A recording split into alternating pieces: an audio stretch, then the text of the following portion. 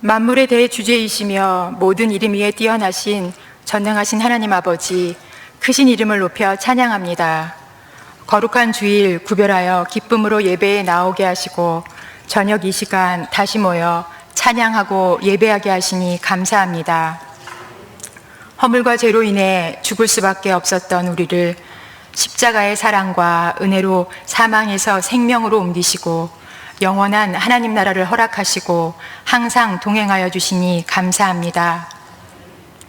일광처럼 운무처럼 조용히 감찰하시며 오래 참으시는 하나님 아버지, 전쟁의 위협과 정치적, 종교적 대립과 경제의 어려움, 이상기후 등으로 세계 곳곳에 어려움이 많지만 이 모든 일들이 하나님 아버지의 통치 가운데 있음을 믿습니다. 어떠한 상황과 고난에서도 반석이신 예수 그리스도를 신뢰하고 하나님 아버지를 온전히 따라 살려는 고집스러움과 하나님 아버지만을 바라보는 우리 명선의 지체들이 되도록 긍휼을 베풀어 주시길 기도합니다.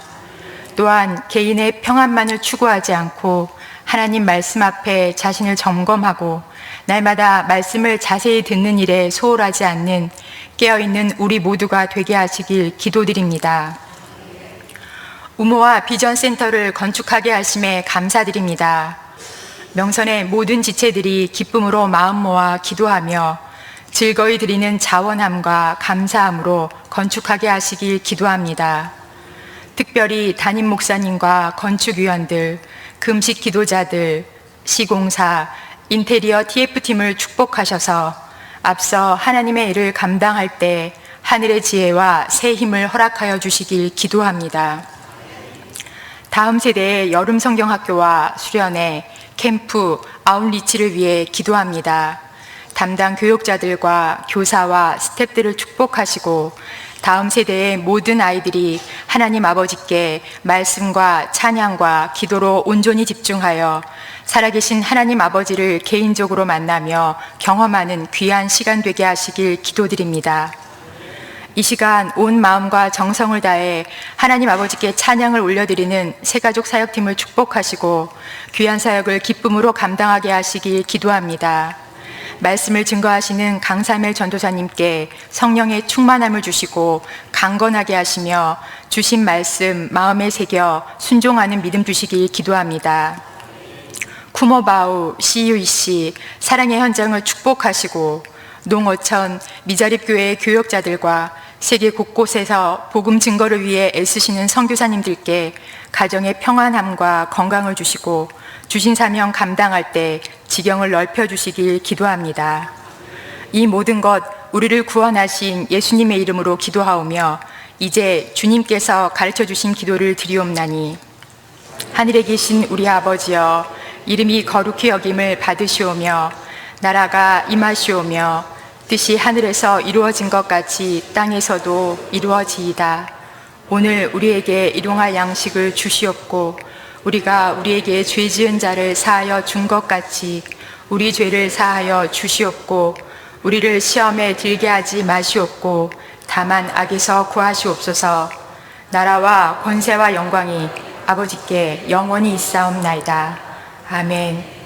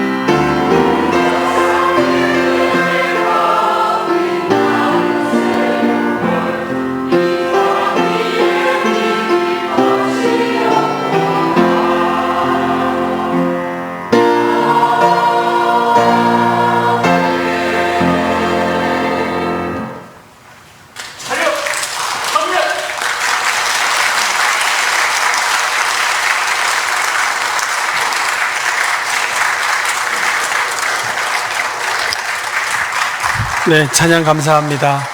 우리 새가족 사역팀은 영접팀 있고요, 교육팀이 있습니다. 아마 새가족들만 상대하기 때문에 여러분 환가족들은 잘 모르실 거예요. 주로 이제 부부 사역 하시고, 새가족들이 이제 한번 등록하시면 그 환영식을 합니다. 그러면 이분들이 요리를 직접 해가지고 늘 섬기셨던 분들인데 지금 식당이 이제 만들고 있는 중이라 내년을 기대하고 있습니다. 자, 우리 하나님 말씀 함께 보겠습니다. 히브리서 10장 19절에서 25절까지 말씀입니다. 히브리서 10장 19절에서 25절입니다. 신약 성경 363쪽에 있습니다.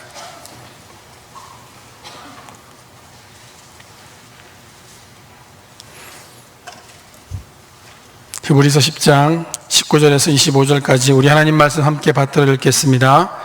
그러므로 형제들아, 우리가 예수의 피를 힘입어 성소에 들어갈 담력을 얻었나니 그 길은 우리를 위하여 휘장 가운데로 열어놓으신 새로운 산 길이요 휘장은 곧 그의 육체니라. 또 하나님의 집 다스리는 큰 제사장이 계심에 우리가 마음의 뿌림을 받아 악한 양심으로부터 벗어나고 몸은 맑은 물로 씻음을 받았으니 참마음과 온전한 믿음으로 하나님께 나아가자.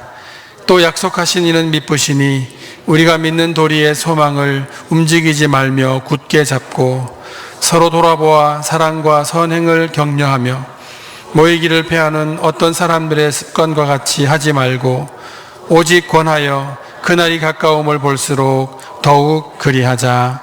아멘. 우리 강삼열 전사님은 통합미취학팀과 유치팀을 섬기시고 있습니다. 담대한 제목으로 말씀 전하실 때 많은 은혜 받으시기 바랍니다.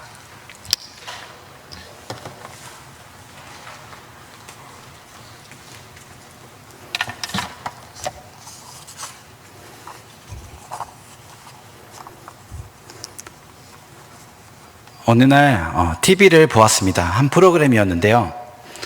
프로그램 제목은 이상한 나라의 며느리라는 제목이었습니다. 며느리들의 일상을 살펴보고 패널들이 나와서 그 일상들을 보며 이야기하는 프로그램이었습니다. 각 집안대로 다양한 일들이 벌어지고 있었습니다. 그중 한 가정은 이제 시댁에서 시아버지 기일이 되어서 제사를 드린다고 합니다. 그래서 며느리가 남편과 함께 시댁으로 갑니다. 마침 제사를 주관하는 형님이 오지 않아서 그날은 그 며느리가 주관을 하면서 시어머니가 함께 제사 음식을 만들기 시작했습니다. 음식 만드는 과정도 순탄하지는 않았습니다. 그 시각 아주버니와 며느리의 남편과 또 두 남자 조카들은 소파에 앉아서 TV를 보며 오손도손 핸드폰을 하고 있었습니다. 음식이 하나씩 완성되니 제사상을 차리고 예를 갖추기 시작합니다. 그때 며느리는 자기가 맡은 일을 다 한 듯이 주방에 가서 서 있었습니다. 나중에 혼자 인터뷰하는 모습을 보니 며느리는 결혼하기 전까지 한 번도 제사를 드려본 적이 없는 기독교 가정에서 자라났다고 했습니다. 잠시 후 시어머니가 며느리를 불러 제사 드리는 방에 가만히 서 있기라도 하라고 불러왔습니다. 제사를 드리라고 강요하는 건 아니었지만 어색한 기운이 감돕니다. 종교가 다르지만 한 가족이 되었고 그 안에서 어쩔 수 없이 해야 하는 부분에 대해 힘들어하는 모습이었습니다.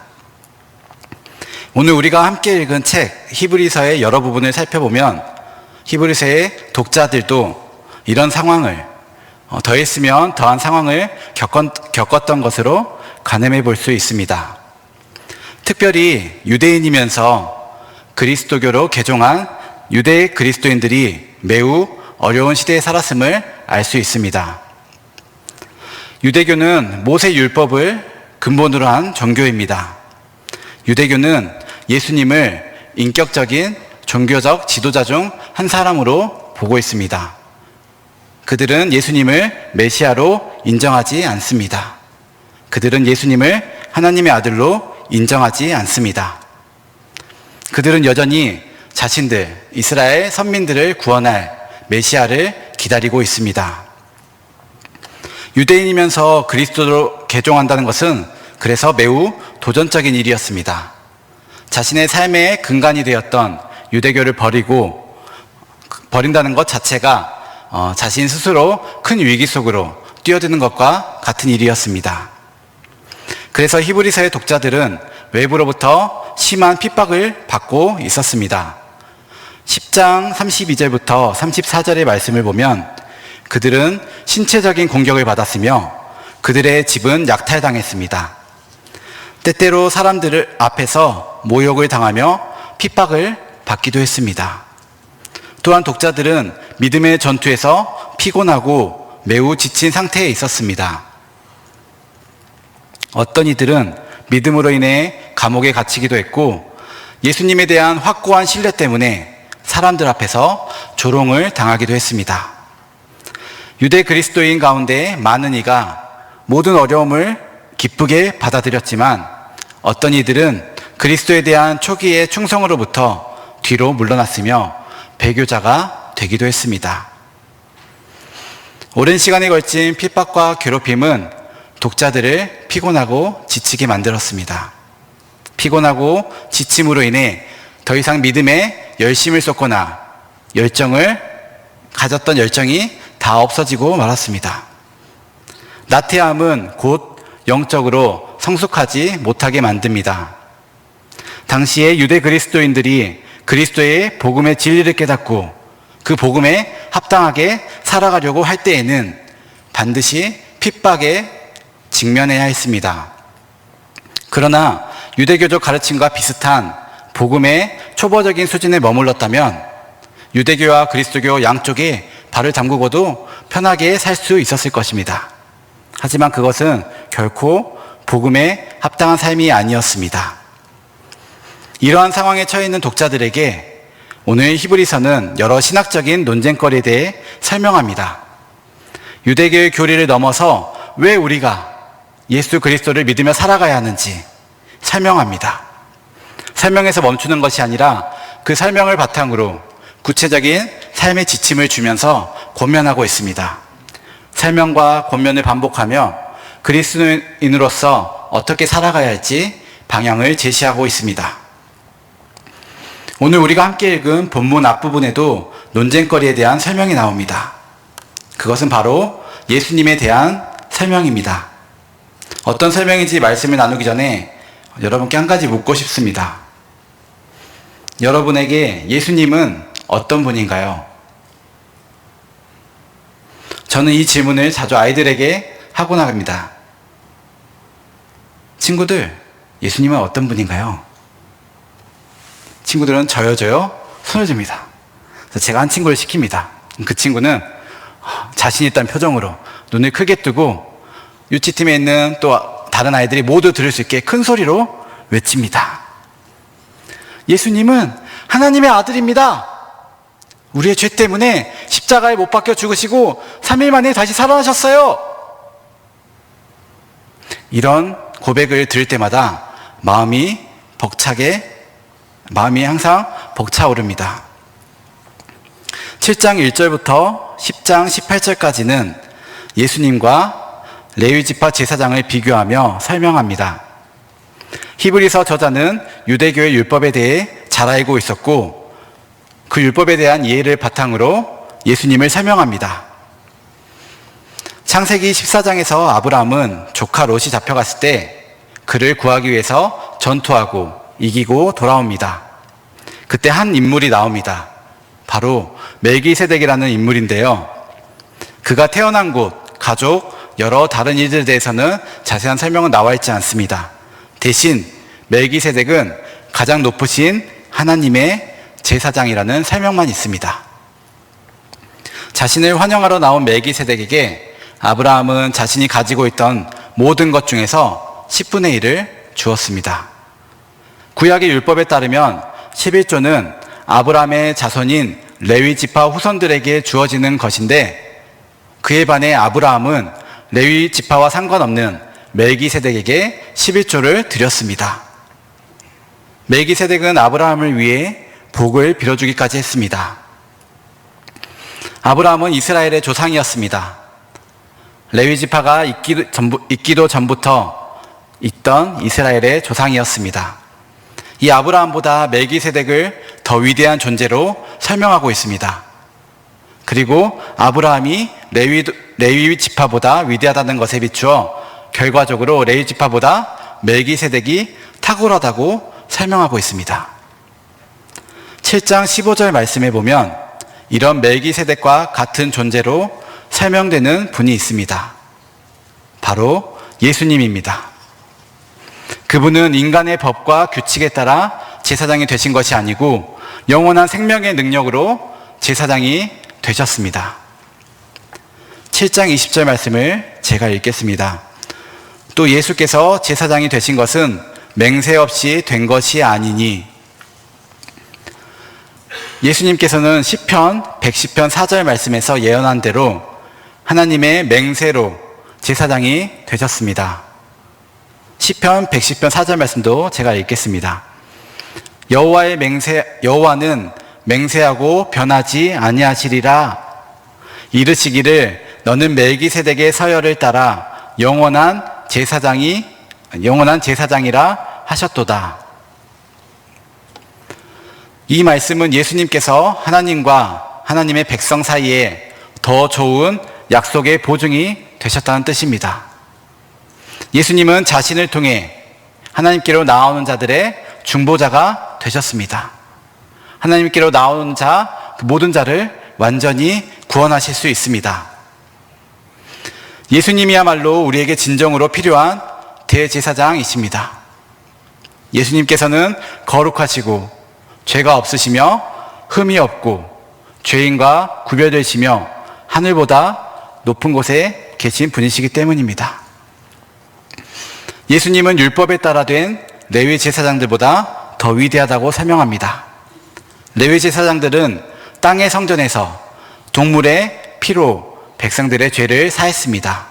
그러나 예수님께서는 자신을 희생제물로 드려 자신의 피로 우리의 모든 하나님의 백성의 모든 죄를 한 번에 깨끗게 하셨습니다.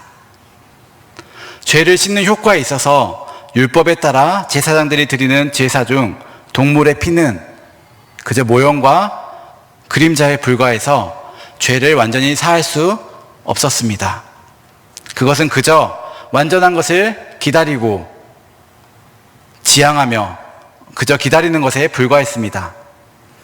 그러나 그리스도 예수의 피는 동물 제사가 지향했던 것의 완전한 성취였습니다.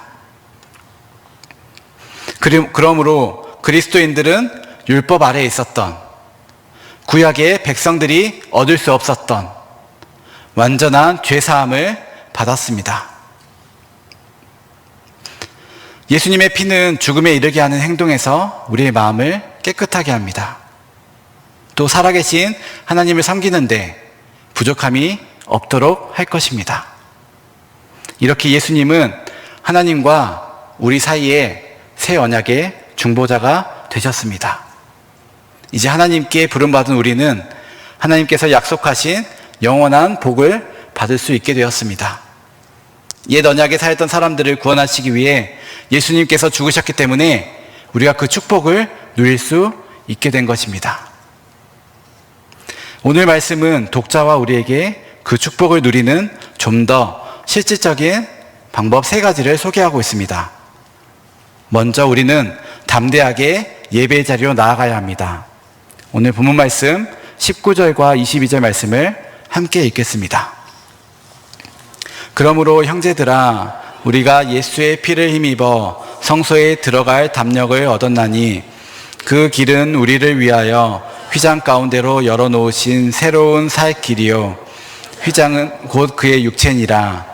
또 하나님의 집 다스리는 큰 제사장이 계심에 우리가 마음의 뿌림을 받아 악한 양심으로부터 벗어나고 몸은 맑은 물로 씻음을 받았으니 참 마음과 온전한 믿음으로 하나님께 나아가자.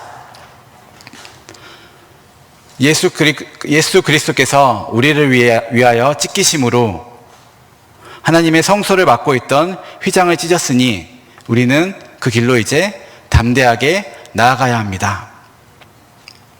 예수의 보혈의 능력을 믿는 자는 담대하게 예배로 나아옵니다. 이 예배 자리는 보통의 자리가 아닙니다. 저는 평일에 하늘 소식반을 하면서 매주 아이들을 전도하기도 하고 아이들과 하나님 말씀을 나누기도 합니다. 아이들을 전도할 때는 매주 같은 시간에 같은 장소에서 전도합니다. 그래서 처음에는 서먹서먹하고 알지 못하고 하지만 자주 보고 눈인사도 하고 웃다 보면 서로 친해지기도 합니다. 어느 날은 한 아이와 친해졌습니다. 그래서 그 아이에게 물어봤습니다. 너 명성교회 아니? 안다고 합니다. 다닌 적도 있다고 합니다. 그럼 부모님은 교회에 다니지 않는다고 합니다. 그런데 요즘은 왜 교회 안 나오니? 물어보니 아이가 이렇게 대답합니다. 제가 잘못한 게 너무 많아서 교회 가기가 너무 어렵습니다. 그렇게 말하는 애가 왜 교회에 나오지 않을까요? 그래서 말합니다. 우린 그럴수록 더욱더 교회에 나와서 하나님께 예배드리고 우리의 죄를 고백하는 사람들이 되어야 되지 않을까?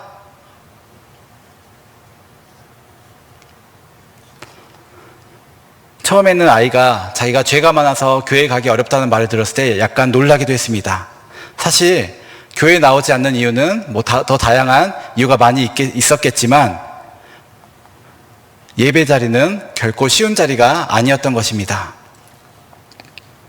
예배 자리는 죄인이 결코 쉽게 넘볼 수 있는 자리가 아닙니다. 그리고 이곳은 거룩한 자리이고 또 두려운 자리이기도 합니다. 우리가 예수님의 보혈로 정결하게 되었기 때문에 허락된 자리입니다. 그렇게 더욱 감사한 마음으로 담대하게 예배의 자리로 나아가야 할 것입니다. 그리고 우리는 참 마음과 온전한 믿음으로 하나님께 나아가야 합니다. 우리의 악한 마음은 예수 그리스도의 핏부림으로 인하여 깨끗해졌습니다. 우리의 몸은 물로 씻음받음, 곧 세례를 통해 성도가 되었습니다. 우리는 더 이상 죄를 두려워하지 않게 되었습니다. 예수님의 보혈로 자유함을 얻었습니다. 죄 지으려 했던 마음, 나쁜 생각, 나쁜 행동, 나쁜 언어, 욕심, 질투 등으로 인해 죄 지을 수밖에 없는 삶까지도 이겨낼 수 있는 새로운 의지와 마음의 힘을 얻었습니다. 이제 담대히 하나님께 나아갑시다. 진실한 마음과 확실한 믿음으로 하나님께 나아갑시다. 두 번째로는 우리가 고백한 소망을 굳게 붙들어야 합니다. 23절 말씀을 함께 읽겠습니다. 또 약속하신 이는 미쁘시니 우리가 믿는 도리의 소망을 움직이지 말며 굳게 잡고. 우리와 약속하신 하나님은 미쁘신 분입니다. 하나님은 믿음직한 분이며 어떠한 약속도 어기지 않으시는 신실하신 분입니다. 약속하신 하나님이 신실하신 분이기에 우리 주변의 환경이 또 현실이 우리를 세차게 흔들지라도 우리는 우리가 고백한 소망을 굳게 붙잡고 나아가야 합니다. 결국에는 주님께서 다시 오셔서 우리를 그 심판대에서 구원하시고 또 주의 거룩한 백성을 영원한 거처로 삼으실 것입니다. 하나님의 아들을 보내시겠다는 약속을 지키셨고 또 그 아들을 통해 새 언약을 세워 우리의 죄를 기억하지 않으시겠다는 약속을 지키셨고 그렇기 때문에 영원한 나라를 우리에게 주시겠다는 약속 또한 지키실 것을 믿고 나아가야 합니다. 우리가 고백한 소망을 굳게 잡기 위해서는 우리는 제자리에 멈춰 있어서는 안 됩니다. 과거에 만난 하나님, 예수님만을 기억하고 사는 것이 아니라 계속해서 구원의 감격을 누리고 살아가야 합니다. 구원은 계속적인 진행 과정입니다. 과거의 정적인 사건이 아닙니다. 그때 내가 구원받았지? 하고 기념하며 장식장에 두는 것이 아닙니다. 물론 과거에 우리를 위해 일어난 일, 우리를 위해 성취된 그 일은 상당히 중요합니다.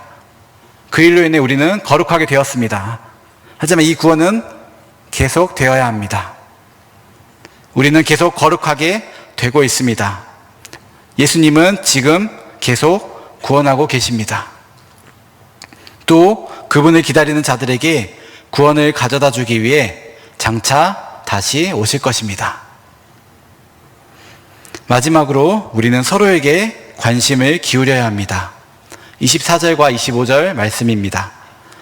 서로 돌아보아 사랑과 선행을 격려하며 모이기를 패하는 어떤 사람들의 모습과 같이 하지 말고 오직 권하여 그날이 가까움을 볼수록 더욱 그리하자. 유대인들에게 회당은 중요한 모임 장소였습니다. 그곳에 자주 드나들지 않는 유대인은 지역 공동체의 생활에서 소외되게 마련이었습니다. 당시 유대인들의 모임의 빈도는 다양했지만 월 1회 이상 꼭 만났고 또 매주 안식일에 모였다고 합니다. 그리스도인들도 매주 안식일에 모였습니다. 그러나 일부 성도는 박해로 인하여 개인 가정교회에서 모이는 집회조차도 꺼리고 혼자 신앙생활을 했다고 합니다. 이런 상황 가운데 있는 유대 그리스도인들과 독자들에게 모이기에 힘쓰고 사랑과 선행을 격려하라 말합니다. 우리도 서로 돌아보며 사랑과 선행을 격려하고 모이기에 힘써야 합니다. 어떻게 보면 너무 당연한 말 같죠. 항상 우리가 들어왔던 말이죠. 우리가 모이지 않고 어떻게 사랑과 선행을 격려하며 서로를 돌아볼 수 있을까요? 만약에 우리가 사랑과 격려를 받았다면 우리는 어서 그리고 또 다시 우리를 격려해주고 사랑해줬던 그 형제들을 자매들을 다시 만나고 싶지 않을까요? 혹시 아직도 내가 공동체 어딘가에 속해 있다는 느낌을 받지 못한다면 먼저 용기 내어 손 내밀어 보는 것은 어떨까요? 혹시 아직 공동체에 잘 속하지 못하고 있는 분을 본다면 따뜻한 말로 먼저 다가가 보는 것은 어떨까요? 교회에 아무리 좋은 모임이 많이 있다고 하더라도 내가 그곳에 속하지 않으면 그것은 아무런 의미가 없습니다. 주님이 다시 오실 그날이 가까이 다가올수록 서로 권하여 모이기에 힘써야 서로를 챙길 수 있습니다. 소홀했던 예배 생활, 중단했던 묵상 모임, 또 서로를 향한 섬김과 베품의 삶을 다시 회복하여 공동체가 함께 하나님께 나아가면 좋겠습니다. 그렇게 주께서 허락한 이 공동체를 우리가 누리고 든든하게 세워가면 좋겠습니다. 오늘 말씀은 유대인 그리스도인들에게 하는 말이기도 하지만 시대를 초월하여 우리에게도 말하고 있습니다. 그리스도는 유일하신 분입니다. 그리스도는 대제사장으로 자신의 몸을 희생제물로 드려 우리를 모든 죄로부터 해방시켜 주셨습니다. 죄로 죽을 수밖에 없던 우리를, 죄에 빠져 죽을 수밖에 없던 우리를 하나님의 죄에 빠져 죽을 수밖에 없던 우리를 예수 그리스도로 인해 우리는 하나님의 자녀가 되었고 또 하나님의 임재를 누릴 수 있는 자녀가 되었습니다. 예수 그리스도를 믿음으로 하나님께 담대히 나아가는 우리가 되었으면 좋겠습니다. 또 참 마음과 온전한 믿음으로 하나님께 나아가며 우리가 고백한 소망을 굳게 붙잡고 서로를 사랑하고 돌보며 모이기에 힘쓰며 복음을 실천하는 우리 모두가 되기를 원합니다.